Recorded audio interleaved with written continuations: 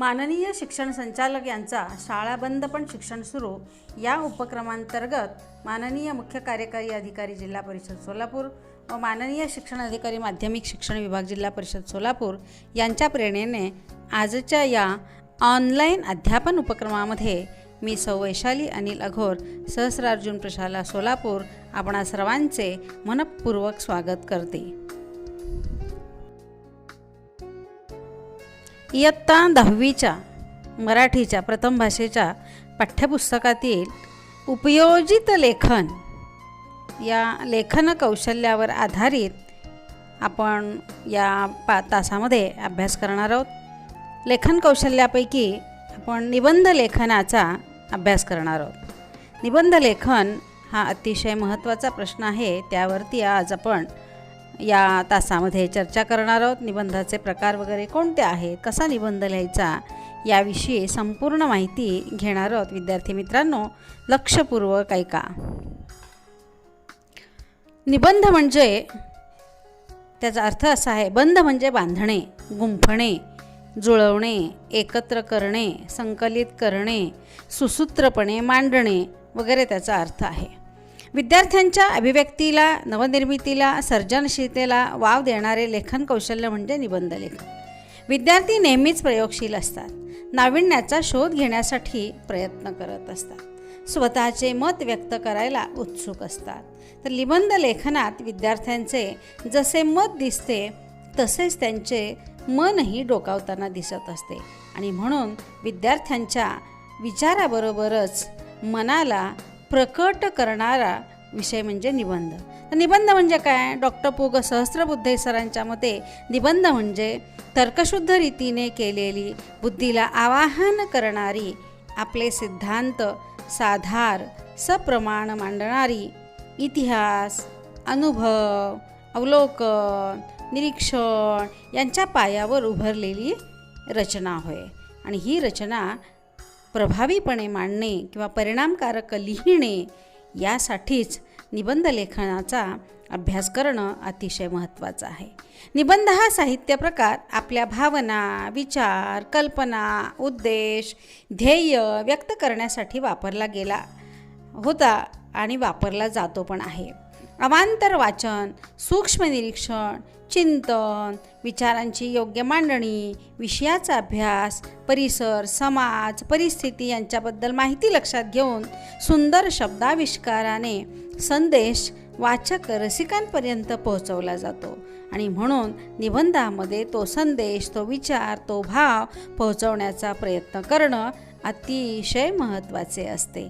विद्यार्थी मित्रांनो, याकडे तुम्ही लिहिताना लक्ष देणार आहात। निबंध लेखनासाठी आवश्यक गोष्टी कोणत्या आहेत? तर आकर्षक प्रारंभ, तर्कसंगत व मुद्देसूद आशयाची मांडणी, निबंध प्रकारानुसार भाषाशैली, शुद्ध लेखन, लेखन शुद्ध करणं महत्त्वाचं आहे, विरामचिन्हांचा योग्य वापर, अक्षर सौंदर्य जे समोरच्याला वाचता आलं पाहिजे, उदाहरणे, दाखले, म्हणी, वाक्प्रचार, सुभाषित, वचन, कविता, सुविचार यांचा योग्य पद्धतीने वापर करणं महत्त्वाचं आहे। आणि जशी सुरुवात महत्त्वाची आहे तसाच निबंधाचा समारोपसुद्धा तितकाच प्रभावी होणं अतिशय महत्त्वाचं आहे आणि म्हणून आशय आणि विषय मांडताना या सर्व गोष्टींची काळजी घ्यायला पाहिजे। यानंतर स्वविचारांचे प्रकटीकरण ही क्षमता, हे कौशल्य आत्मसात करण्यासाठी निबंध लेखन महत्त्वाचे आणि म्हणून निबंध लेखन म्हणजे विचारांची विषयानुरूप केलेली मुद्देसूद मांडणी होय। लेखन मुद्देसूद असणं किती महत्त्वाचं हे तुमच्या लक्षात आलं पाहिजे आणि म्हणून हे कौशल्य आत्मसात तुम्ही करणार आहात। निबंधाचे विविध प्रकार आहेत। वर्णनात्मक निबंध, आत्मवृत्तपर निबंध किंवा त्यालाच आत्मकथन म्हणतात, प्रसंग लेखन, अनुभव लेखन, कल्पना विस्तार, वैचारिक लेखन, चरित्रपर निबंध, लघुनिबंध, कथनात्मक निबंध वगैरे। इयत्ता 10वीसाठी निबंधाचे 3 प्रकार आहेत, प्रसंग लेखन, अनुभव लेखन अर्थात आत्मकथन आणि वैचारिक लेखन। तर या सर्व निबंध प्रकाराची सविस्तर माहिती या तासामध्ये आपण घेणार आहोत। तर चला सविस्तर माहिती घेऊया। कृतीपत्रिकेत अर्थात परीक्षेत कशा प्रकारच्या कृती किंवा प्रश्न विचारले जातील याविषयी थोडीफार चर्चा आपण आत्ता करूया. तर कृती अशी दिली जाईल की विषय दिला जाईल, त्यावर लेखन करणे. निबंधाची सुरुवात दिली जाईल, निबंध पूर्ण करा अशी कृती दिली जाईल. निबंधाचा समारोप दिला जाईल, निबंध लिहून पूर्ण करा. एखादे चित्र दिले जाईल, त्या चित्रातील कोणत्याही एका प्रकारावरती तुम्हाला लेखन द्यायचं आहे. 2-3 विषय दिले जाऊ शकतील, तर ती कृती तुम्हाला सोडवायची आहे. एखादा सुसंगत आकृतिबंध दिला जाईल, त्यातील मुद्द्यांवर आधारित लेखन करणे अपेक्षित आहे. तर अशा पद्धतीनं वेगवेगळ्या प्रकारच्या कृती तुम्हाला विचारल्या जातील. खरं तर चित्रावर प्रश्न विचारत असताना त्या चित्रामधला एखादा घटक बोलतो आहे किंवा त्या चित्रातून व्यक्त होणारा एखादा विचार तुम्हाला व्यक्त करायचा आहे किंवा त्या चित्रावर आधारित एखादं प्रसंग लेखन किंवा अनुभव लेखन तुम्हाला करता आलं पाहिजे. म्हणजे त्या एका विषयावरती किंवा एका चित्रावरती किंवा एका आकृतिबंधावरती विविध प्रकारचे निबंध कशा प्रकारे येतील याचा सराव तुम्ही करणार आहात. एक विषय घेऊन सर्व प्रकारचे निबंध तुम्ही लिहू शकता आणि लिहा. नमस्कार विद्यार्थी मित्रांनो, आज आपण उपयोजित लेखनातील निबंध लेखन या घटकावरती चर्चा करणार आहोत. चर्चेमध्ये जरी तुम्ही समोर नसाल तरी जेव्हा निबंध लेखन म्हणाल तेव्हा तुमचाही त्या प्रत्येक निबंधामध्ये सहभाग असणार आहे. म्हणून हा अतिशय मनाने विचाराने हृदयीचे ते हृदयी पोहोचवणारा हा लेखन प्रकार आहे. निबंध लेखन करत असताना कोणती काळजी घ्यायची, निबंध म्हणजे काय, त्याची व्याख्या कोणती, सुरुवात कशी असावी याच्यावर आपण चर्चा केलेली आहे.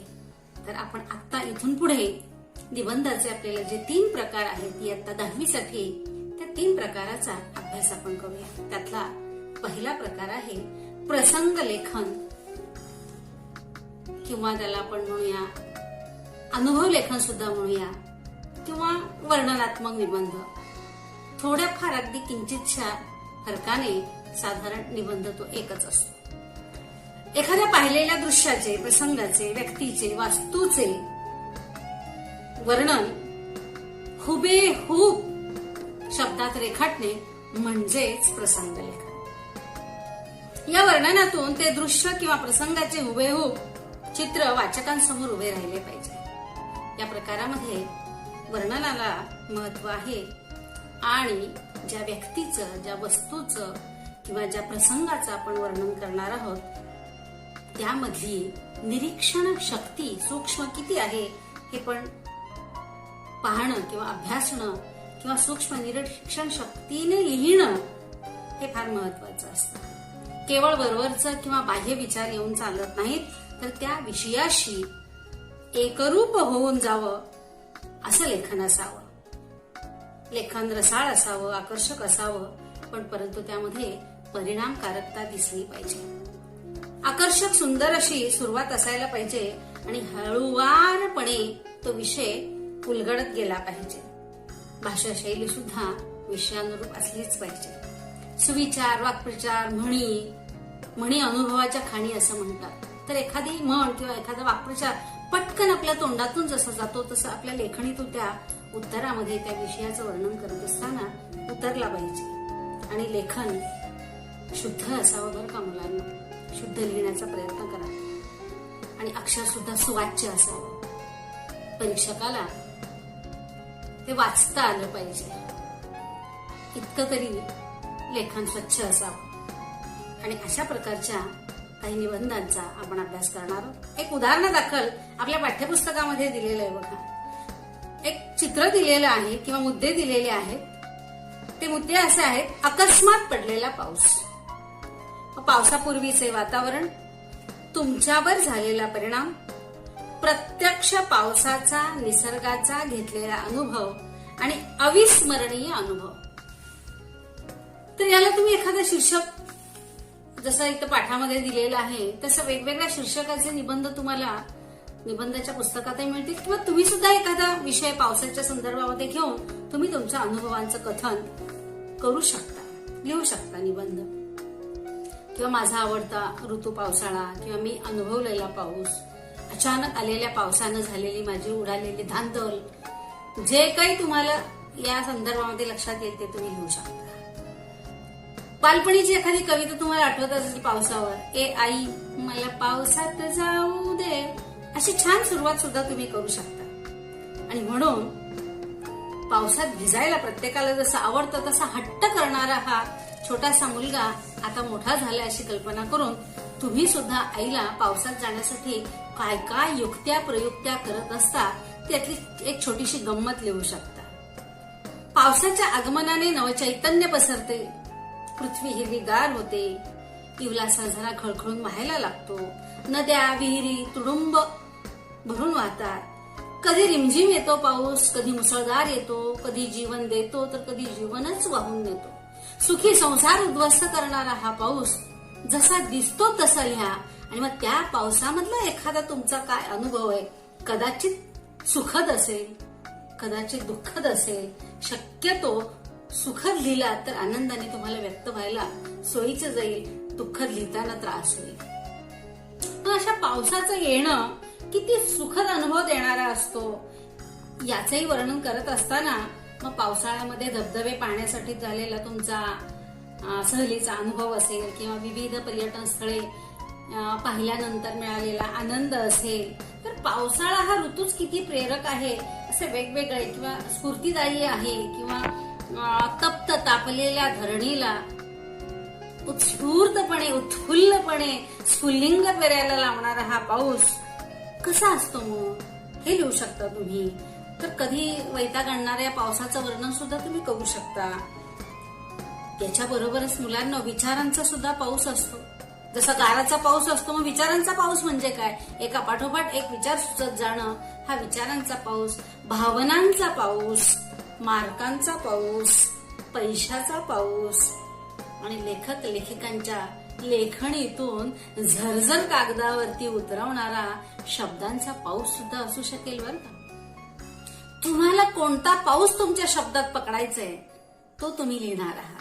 कारण पावसावरती एखादी छान एखाद्याला कविता सुचली असेल, एखाद्या कथा सुचली असेल, ते पण तुम्ही लिहू शकता ना अविस्मरणीय अनुभवामध्ये. एखाद्या मुलाची काढलेली खोडी असेल किंवा एखाद्या मुलाला केलेली मदत असेल, जे काही तुमचे अनुभव असतील ते तुम्ही लिहिणार आहात. आणि अशा पद्धतीनं ते वर्णन खूप प्रसंगानुरूप होणं आवश्यक आहे. अशाच पद्धतीचं लेखन तुमच्याकडून अपेक्षित आहे. आणखीन एखादं उदाहरण घेऊ शकू आपण की आपल्या शाळेमध्ये वेगवेगळे दिन आपण साजरे करतो. मग मराठी दिन असेल, स्वातंत्र्य दिन, प्रजासत्ताक दिन. तर एखाद्या अशा दिनविशेषापैकी किंवा विशेष दिनापैकी आपण कुठल्या कार्यक्रमामध्ये एखादं भाषण घेतलं आणि मग कधी कधी भाषण इतकं छान होतं आणि कधी कधी भाषण फसतं किंवा पडतं आपण म्हणू. प्रके अत्रेंचा एक पाठ 8वीला होता बघा, मी वक्ता कसा झालो या संदर्भामध्ये. समोर मॉब पाहिला, विद्यार्थी पाहिले, लोक पाहिले, समूह पाहिला की जे पाठ केलेलं ते विसरत असतं. तर त्या संदर्भातलं सुद्धा अनुभव कथन तुम्ही करू शकता. मग तुम्हाला मराठी दिनाच्या निमित्तानं कुसुमाग्रजांच्या विषयी बोलायचं आहे. कुसुमाग्रजांच्या असंख्य कविता आहेत. सर्वात्मका, सर्वेश्वरा ही कविता त्यांची प्रार्थना पाठच पाहिजे. ओळखलं का सर मला पावसात आला कोणी, कपडे होते करदमलेले, केसावरती पाणी. आणि शेवटी त्या कवितेमधला जो भाव आहे, विद्यार्थी आणि शिक्षकांचं नातं जे आहे, अतिशय सुंदर या शिक्षकांनी मांडलेलं आहे. ते तुम्हाला समोरच्या रसिकांपर्यंत पोहोचवायचे. ते पोहोचवत असताना तुमचं मग पाठांतर कसं झालं, तुम्ही विषयाची माहिती कशी संकलित केली, तुम्ही विषय व्यक्त करण्यासाठी किंवा भाषण करण्यासाठी काय काय प्रयत्न केले, याच्यातून कुसुमाग्रज उलगडत गेले पाहिजे.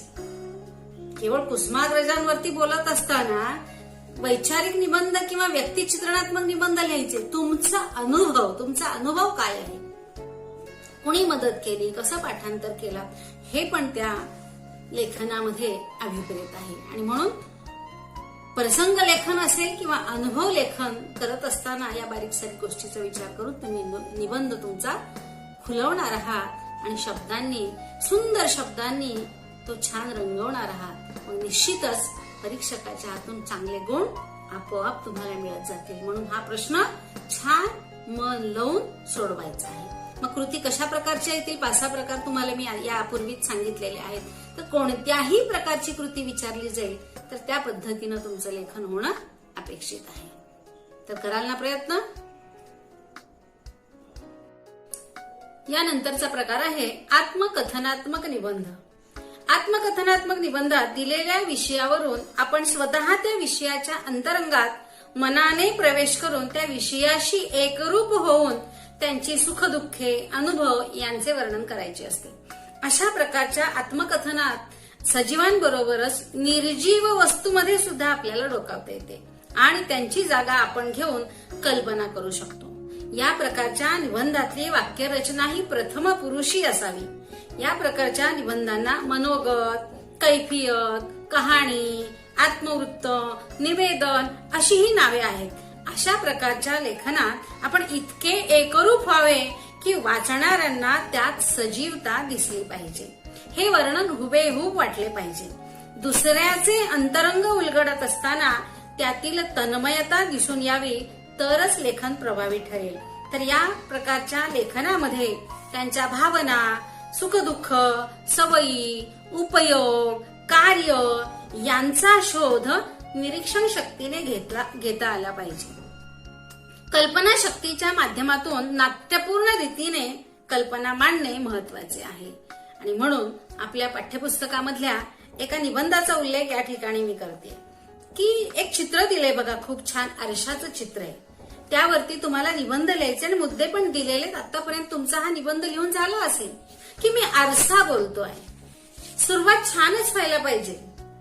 लेखन करत असताना त्या विषयामध्ये अगदी अलवारपणे, हळुवारपणे प्रवेश तुम्हाला करता आला पाहिजे. आणि म्हणून लिहित असताना प्रचंड तुम्ही काळजी घेणार आहात. एक 2 उदाहरण मी या ठिकाणी घेऊ इच्छिते की 15 ऑगस्ट 26 जानेवारीच्या निमित्ताने आपण आपल्या देशाच्या या मानचिन्हाला सलामी देतो, राष्ट्रध्वजाला आपण सलामी देतो आणि हा राष्ट्रध्वज सदैव असा उंच राहावा याच्यासाठी प्रत्येक भारतीयाची अभिमानानं कारकीर्द चालू असते. तर त्याला काय वाटत असेल? तर मी राष्ट्रध्वज बोलतोय. कल्पना करा काय विचार असतील त्या राष्ट्रध्वजाचे. बघा, अजिंक्य भारत अजिंक्य जनता ललकारत सारे, ध्वज विजयाचा उंच धरारे, उंच धरारे. हे गीत आम्ही अगदी उत्साहाने, जल्लोषाने, स्फूर्तीने सादर करत होतो. आमच्या हातात ध्वज होता. त्या ध्वजाकडे सर्वांचे लक्ष होते. आमच्याकडून कोणतीही चूक होणार नाही याची काळजी आमचे मार्गदर्शक घेत होते. गीत संपल्यानंतर आम्ही आमच्या जागेवर जाऊन बसलो. प्रशालेच्या प्रांगणात मध्यभागी अगदी दिमाखाने राष्ट्रध्वज फडकत होता. भाषणे चालली होती. इतक्यात माझ्या हातातील ध्वज मला काहीतरी सांगण्याच्या मनस्थितीत होता हे मी जाणले आणि त्याची मी कहाणी ऐकू लागले.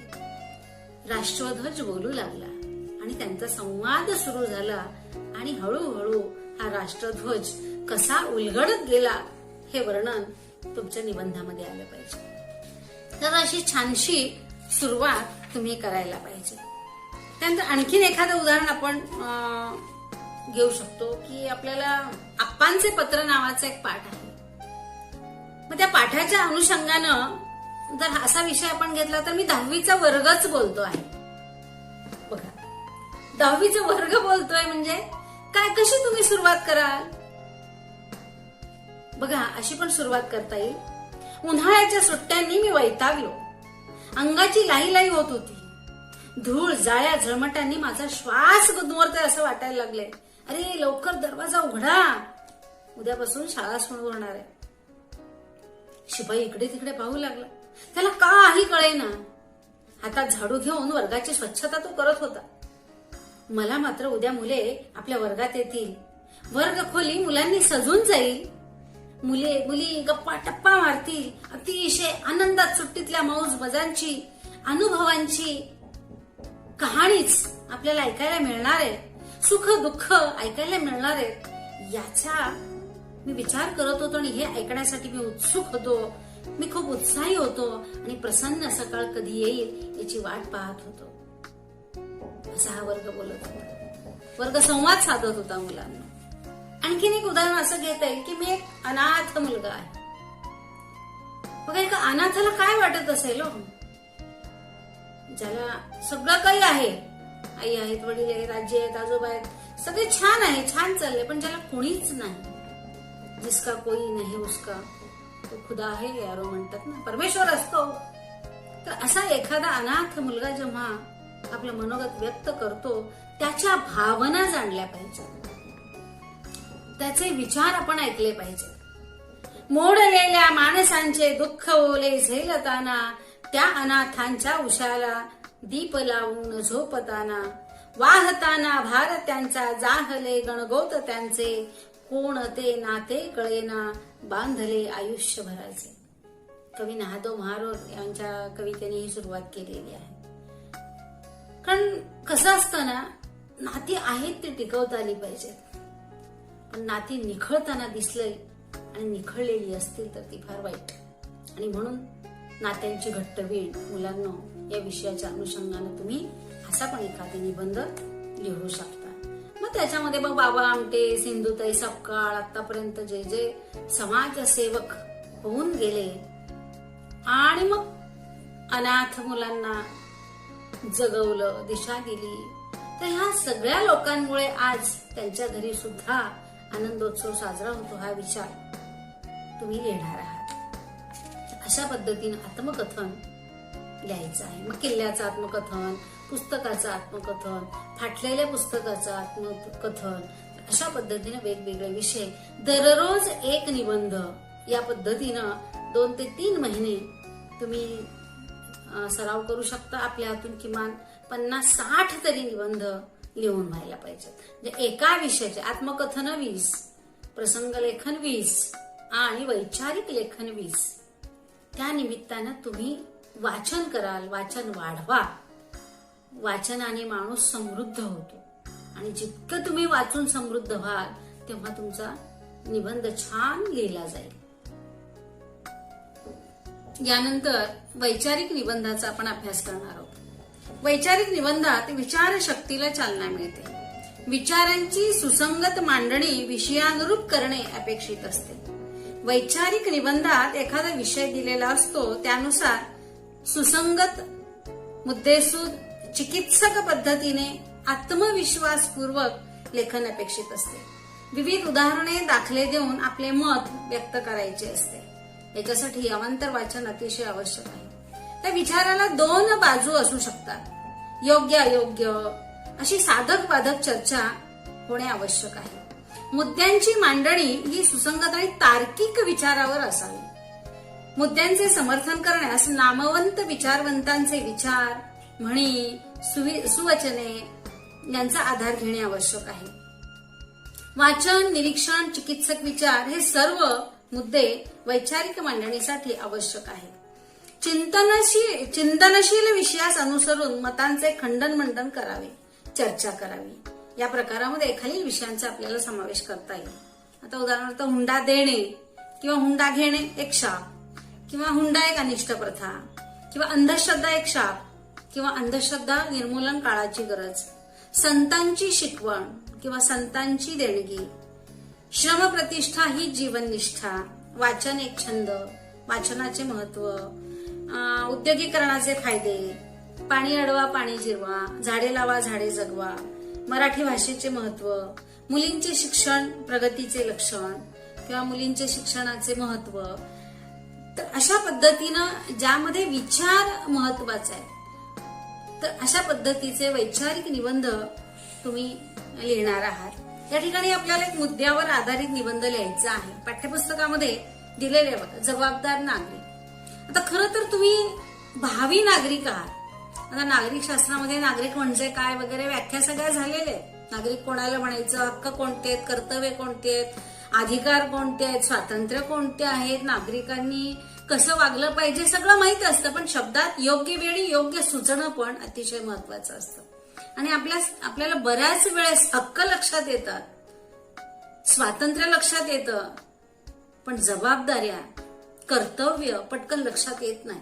आणि म्हणून आपण थोडंसं या ठिकाणी सुरुवात करत असताना निबंधाची, भारत माझा देश आहे असं म्हणत असताना सगळी प्रतिज्ञा आपल्याला पाठ असते, पण यातल्या कुठल्या गोष्टी आपण करतो मग याचा पण विचार करणं आवश्यक आहे. कारण माझी जबाबदारी काय आहे. भारत माझा देश म्हटल्यानंतर देशासाठीचं माझं देणं काय आहे, माझं कर्तव्य काय असणार आहे, भविष्यातला भारत कसा असेल आणि त्यातलं माझं योगदान काय असणार आहे, याच्यासाठी सद्यस्थितीचं ज्ञान महत्वाचं आहे. आता सध्याचा कोरोनाचा काळ आहे. बरेच विद्यार्थी कदाचित ठरवले असतील की अरे मी भविष्यामध्ये एक छान डॉक्टर होईल. काही म्हणतील डॉक्टर तर अजिबात नको बाबा, काही जण संशोधन करून मी लस पण शोधून काढेल, असे पण विचाराचे विद्यार्थी असू शकतील. सध्या देशाला कशाची गरज आहे. संरक्षण व्यवस्था भक्कम करण्यासाठी नवीन यंत्र किंवा संरक्षण व्यवस्था भक्कम करण्यासाठी देशाचे प्रयत्न चालू आहेत, ते पण पाहू शकता तुम्ही. पण याच्यासाठी माझं काय योगदान असणार आहे. आपल्या घरातल्या छोट्याशा कामापासून आपण याची जर सुरुवात केली, प्रत्येक घर सक्षम सबल जर झालं तर देश सक्षम आणि सबल प्रबळ होऊ शकतो. हा विचार प्रत्येक नागरिकाने जर केला तर हे जगामध्ये चाललेली जी दुष्कृत्य आहेत निश्चितच थांबणार आहे. मग कोणतंही कुकर्म, कोणतंही वाईट कर्म अजिबात होणार नाही. आणि म्हणून याच्यासाठी सुविचार, सुसंस्काराची गरज आहे. आणि म्हणून याच्यासाठी वाचन वाढवणं अतिशय आवश्यक आहे. आणि म्हणून या मुद्द्यामध्ये आपली प्रतिज्ञा जी दिलेली आहे, प्रतिज्ञेचा जरी अभ्यास केला तरी खूप आहे, खूप व्यापक अर्थ आहे. अगदी एखादं पुस्तक सुद्धा त्याच्यावरती लिहिता येण्यासारखं इतकी माहिती आहे एका प्रतिज्ञेवरती. ती गुरुकिल्ली आहे म्हणूया आपल्या देशाच्या नागरिकाच्या विचाराच्या संदर्भामध्ये. आणि म्हणून हक्क काय आहेत, कर्तव्य काय आहेत याची जाणीव होणं महत्वाचं आहे. देश माझा आहे, मी देशाचा आहे का ही पण भावना आहे ना. देश जर माझा असेल तर मी देशाचाच आहे. मग मी काय करतो, हे घर माझं आहे, मग मी माझ्या घरासाठी काय माझी जबाबदारी. मी शाळेसाठी आहे, माझी शाळा आहे, पण शाळेसाठी तुमचं काय योगदान आहे की किमान आपापला परिसर, आपल्यामुळे वर्ग खोल्या घाण तर होणार नाही एवढी जरी काळजी घेतली. स्वच्छता अभियान आपण करतो, कचरा डस्टबिन मध्ये टाकला तरी फार मोठं काम आहे. फार मोठं काम केलंच पाहिजे अशातलं नाही, छोटं काम सुद्धा खूप मोठं असू शकतं. हा फक्त विचार तुमचा कशा पद्धतीने तुम्ही मांडलेला आहात ते समोरच्या विचारवंताला पटला पाहिजे. एकदा एक उदाहरण या ठिकाणी मला द्यावं असं वाटतं की मला वाटतं मिस वर्ल्ड ही एक स्पर्धा झालेली होती आणि त्या 1 नंबरच्या मिस वर्ल्डने उत्तर दिलेलं की प्रश्न तिला विचारलेला होता की सगळ्यात जास्त जगामध्ये पगार कुणाला दिला जायला पाहिजे. मग सगळ्यात जास्त पगार मग यांना असतो त्यांना असतो, चर्चा वगैरे झाली असेल कदाचित. पण या मुलीने उत्तर दिलं की जगातल्या सर्वात जास्त पगार देण्याचा अधिकार फक्त प्रत्येक घरातल्या आईला आहे. आणि त्या उत्तराने ती मिस वर्ल्ड झाली. हे परवाच मला वाटतं वाचनात आलं. हे दिसलं पाहिजे, हे जाणलं पाहिजे. आणि म्हणून तुमचा विचार लोकांच्या मनामध्ये आणि त्या विचारामुळे कुठं ती सुसंगती कशी लागेल सांगता येत नाही. आणि म्हणून बघा डॉक्टर APJ अब्दुल कलामांनी सुद्धा किती सुंदर विचार सांगितलेले. स्वप्ने बघा, कशी स्वप्न बघा. अग्निपंख म्हणून म्हटलं अग्निपंख वाचायला शिका. मग नवीनच अलीकडचीच पुस्तकं वाचली पाहिजे तसं नाही. अगदी भगवद्गीता पण वाचली पाहिजे, रामायण महाभारत ऐकलं पाहिजे, पाहिलं पाहिजे.